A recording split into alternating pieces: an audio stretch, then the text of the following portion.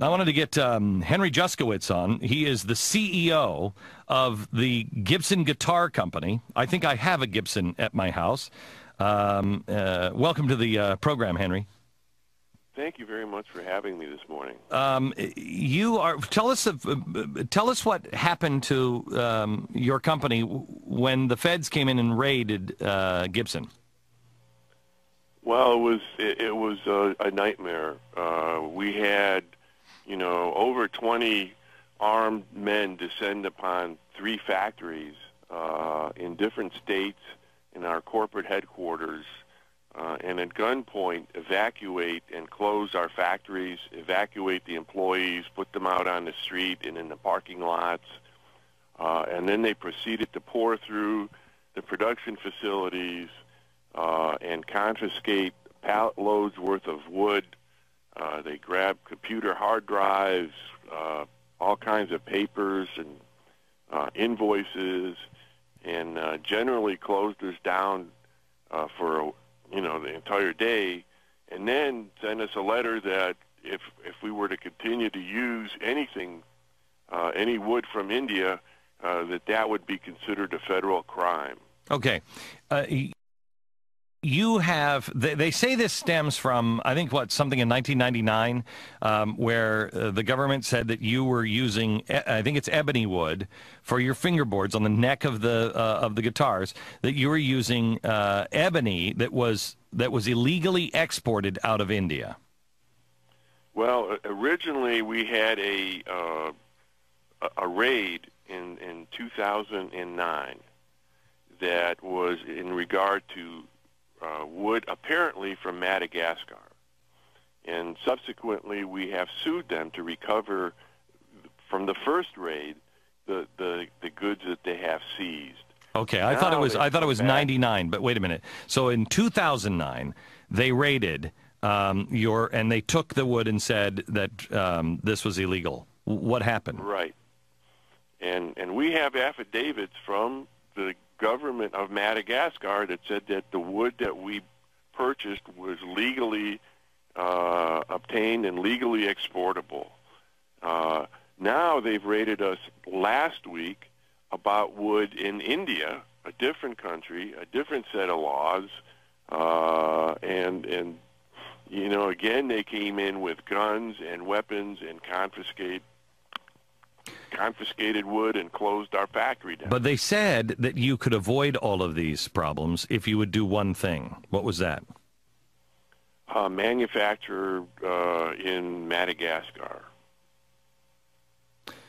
So the United States federal government came in with handguns to the Gibson guitar factory, claimed that you are illegally importing this wood, which you're not doing. You have the documents and the paperwork to prove it, right? Yes, sir. And they said if you can make this all go away if you just stop your manufacturing in the United States and instead move your manufacturing of the fingerboards to Madagascar? Yes. What was your response? Well, we can't respond because it's an investigation, so we haven't actually been accused. But of course we're not going to move to Madagascar. We have a commitment. This is an American company. We have a commitment to this country, and why are they targeting you? We have no idea. I mean, they are clearly targeting us. They are not taking action against our competitors, which also use exactly the same wood from the same countries.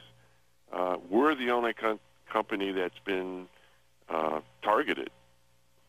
When I read this story last week, they were also talking about, that there's people should worry about their guitars that they have, their old guitars, because they may be in violation if they have something, an old guitar that maybe has, illegal wood on it or whatever.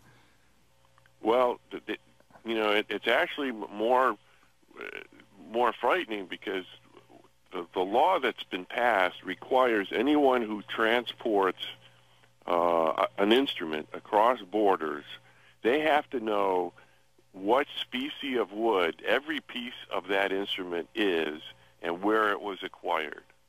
And while that wood and that species might have been perfectly legal, the likelihood of your knowing where it came from, at this point in time is unlikely. So even though it's legal, you purchased it legal, and there's no question about the legality of the wood, the bureaucracy allows people to confiscate that instrument, fine you, and produce criminal charges. If you had to, if you were going to move your company outside the United States, how many jobs would be lost here in the United States? 1,200 or so jobs, minimum. In what state? Nashville? In Tennessee, we have a factory in Arkansas, and we also have a factory in Montana. Harry, I wanted to get you on the air because I couldn't believe that. I read this story last week, and I just couldn't understand it. I'm like, well, how is the problem the Gibson Guitar Company? How is that possible? As I said before I brought you on, people have a responsibility when they see a wrong happening to expose it and to speak the truth, but you also have a responsibility to stand with people who are standing up. What can people do to help you?